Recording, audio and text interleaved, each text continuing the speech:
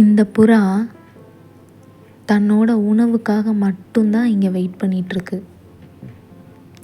ஏன்னா பெரியவங்க ஒரு விஷயம் சொல்லியிருப்பாங்க, நம்ம எல்லாரும் கேள்விப்பட்டிருப்போம். அது என்னன்னா, நம்ம சாப்பிட்ற உணவில் நம்மளோட பேர் எழுதியிருக்கோம்.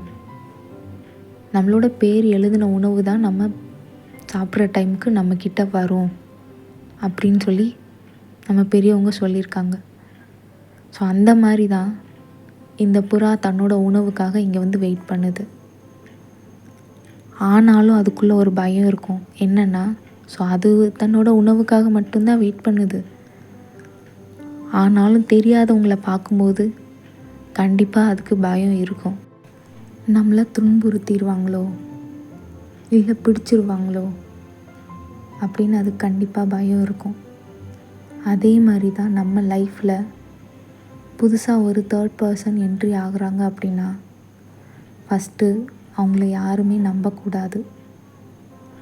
ஒருவேளை அவங்க நல்லா பேசுகிறாங்க, பழகுறாங்க, சிரிக்கிறாங்க, அந்த ஒரு காரணத்துக்காக அவங்கள நீங்கள் நம்புனீங்க அப்படின்னா கண்டிப்பாக வந்து அது உங்கள் லைஃப்பில் மிகப்பெரிய பிரச்சனையை வந்துட்டு க்ரியேட் பண்ணும்.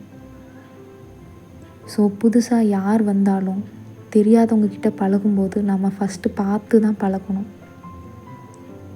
ஏன்னா அவங்களோட நோக்கம் எதுக்காக நம்மக்கிட்ட பழகுறாங்கன்னு கூட நமக்கு தெரியாது.